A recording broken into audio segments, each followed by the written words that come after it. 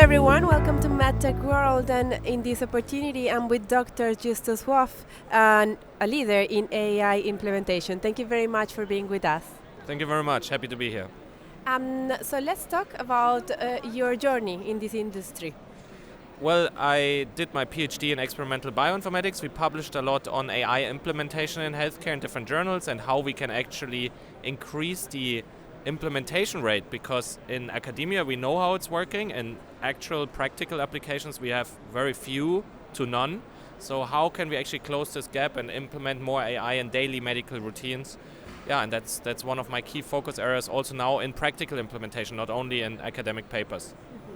You work for different companies, mostly in Europe, correct? Yes, I mean, we worked a lot in Europe, but also in other regions like Latin America or now in the Middle East. So I do think I have kind of an international insight on that, yeah. How do you see the European market today? Well, I do think we have, of course, some very rigorous regulations on AI implementation. This can be good or bad. I mean, there are different opinions on that, but we have a very strict framework on AI implementation. I think this makes it not easier for companies to implement AI. On the other hand, it assures some quality. And there's a very interesting fact, which is if you get, for instance, MDR, so medical device regulation, approved in Europe, you have some very good chances of approval in other markets as well. For instance, in this case, in the Middle East, it's actually a well-respected way of accrediting your AI. So what are those challenges that companies are facing when they are in Europe and they want to commercialize in the GCC?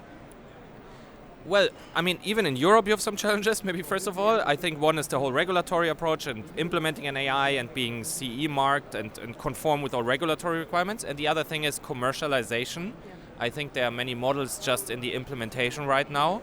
So it's even companies like health insurances, pharma, MedTech, the healthcare providers themselves. Everybody is basically integrating now AI and is finding also revenue models on that. So that's a key aspect. And you have a little bit of the same here. I think you have a very high interest in AI implementation, yet also these questions arise here. So what are the commercially viable models? Who's paying for what? Is it safe? How to best use it on an everyday life, and even making the life of everybody easier, not more complex. Yeah. So also for the for the medical stuff, this is an important point. In these past days, we've been having conversations with a lot of companies from US trying to enter this market as well. How do you see it? Like US companies that want to enter? I mean, it's obvious to the world that key markets of AI creation are the US and China right now. We have all seen that also in recent market developments. So it's very natural that they want to implement solutions here. But to be very frank, I mean, if I walk here around the fair, I also see European companies the same way. So I don't see a difference right now in those. Now let's talk about MedTech World. We had the opportunity to have you in a couple of roadshows. How do you see the ecosystem and the connectivity between actually global markets? We have presence from US, Europe, GCC Asia.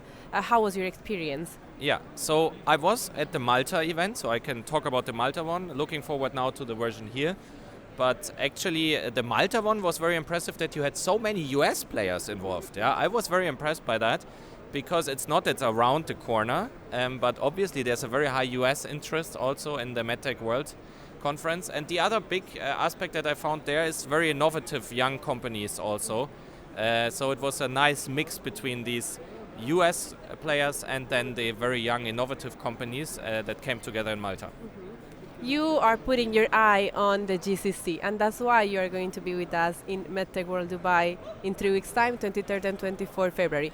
What expectations do you have?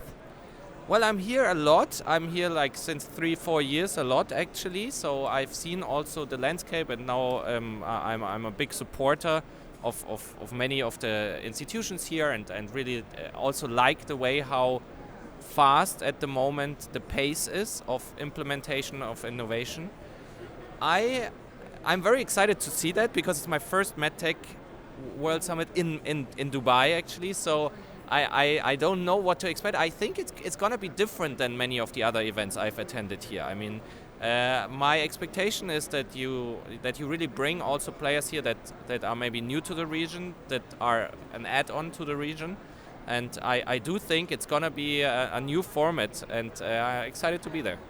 Well, thank you very much, Dr. Justus, and we're gonna have the pleasure again to host you in just a few weeks. Yeah, looking forward to that in 2 weeks. Thank you. Thank you very much.